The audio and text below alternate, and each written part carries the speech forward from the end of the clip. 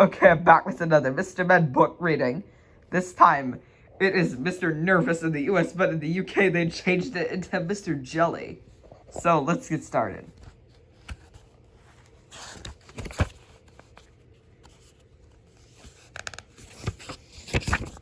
Poor Mr. Jelly was frightened of everything and anything. At the slightest little thing, he would quiver and tremble and shake and turn to jelly. So, it's not really surprising to find that Mr. Jelly lives as far as anybody that he could find, in the middle of a wood, miles and miles from anywhere. Now, this story begins one morning when Mr. Jelly was asleep. It was a beautiful autumn morning. The sun was shining. The leaves of the trees had turned into a glorious red, and the wind stirred gently in the treetops.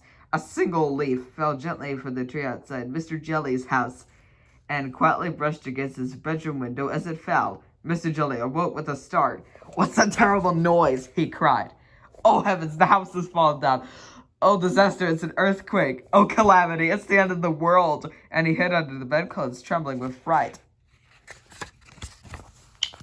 After an hour, by which time he realized that his house wasn't falling down, and there wasn't an earthquake, and the world wasn't coming to an end, Mr. Jelly peeped out from under the bedclothes. "Phew," he said, "thank goodness for that."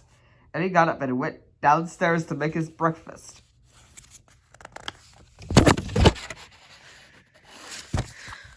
Mr. Jelly poured some cornflakes out of a packet into a bowl. Then he poured some milk out of the cornflakes. Then he went to the cupboard to get some sugar. Crackle, crackle, went the cornflakes in the milk. "Oh, goodness gracious," cried Mr. Jelly, diving under the kitchen table. "Oh, dear, I hear guns. Oh, calamity, it's war." Of course it wasn't. And of course, Mr. Jelly eventually came out from under the table and ate up all his cornflakes. After breakfast, Mr. Jelly decided that he had to go for a walk. He was walking through the woods which surround his house when a worm poked his head out of the ground. "Morning," said the worm cheerfully to Mr. Jelly. Mr. Jelly nearly jumped out of his skin. "What?" he shouted. "Who's there?" And then he saw the worm. "Oh, good heavens, it's a snake. Oh, dear, a man-eating snake. Oh, calamity, I'm going to be eaten alive." And he jumped off into a tree. What performance committed the worm and went back to his whole commode.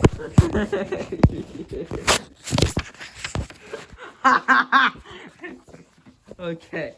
After an hour, Mr. Jelly felt brave enough to climb down from the tree and continue his walk.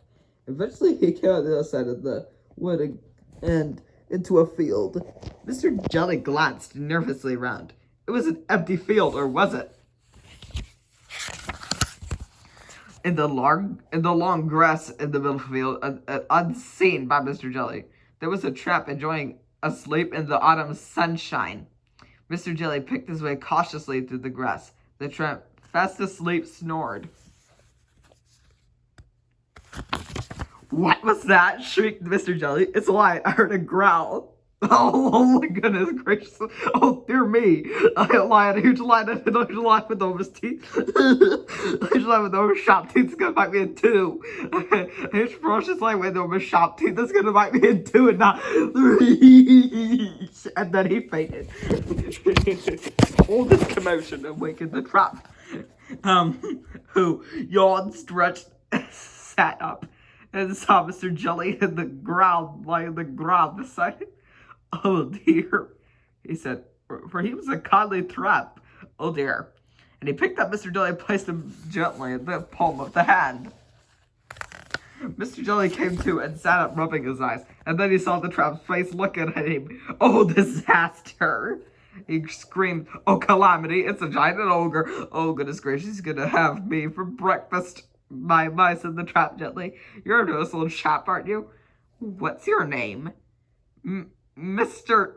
Jelly," stammered Mr. Jelly. "Feisty." "I used to be nervous like you," said the tramp, but I learned not to be. Would you like me to tell you the secret?" Mr. Jelly quivered and shook and said, "Yes, please." "It's very simple," continued the tramp. All you have to do is count to 10, and you'll find that whatever's frightening, you won't have to be so frightening after all. Then he set Mr. Jelly down, gently down on the grass. Remember, he said to Mr. Jelly, count to 10, and off he went. Mr. Jelly thought that it was going to be a good idea if he went home immediately. Back across the field he went. Back through the woods he went. He was walking through the woods when he stepped on a little twig. Snap! Went the twig. Mr. Jelly took twice his own height. In terror. What was that? He shrieked. That terrible snapping noise. It's a tree falling down. That's gonna crush me into pieces. Oh, calamity. It's a crocodile. Hiding in the bushes, snapping teeth. Oh, disaster. It's... And then he stopped. He took a deep breath. 1, 2, 3, 4, 5, 6, 7, 8, 9, 10, he said. And saw the what had gone snap was a twig. A silly old twig. Phew, he said. Mr. Jelly had almost reached his house when a leaf drifted gently down the tree on top of him. Help! Police murder! He screamed. I've been kidnapped! Oh, calamity, it's defiance. They're going to... And then he stopped. He took a deep breath. 1, 2, 3, 4, 5, 6, 7, 8, 9, 10. And then he saw what had fallen. It was only a leaf. Nothing but a leaf. This craziness red leaf. Stupid red leaf. It works, he said out loud in wonderment. And you know, it did work. After that moment, Mr. Jelly became a changed man. Well, you can see that by looking at him, can't you? He never shrieks or shouts or screams or quivers and shakes or trembles anymore. And he never hides it in his bedclothes anymore. Well, not very often anyway.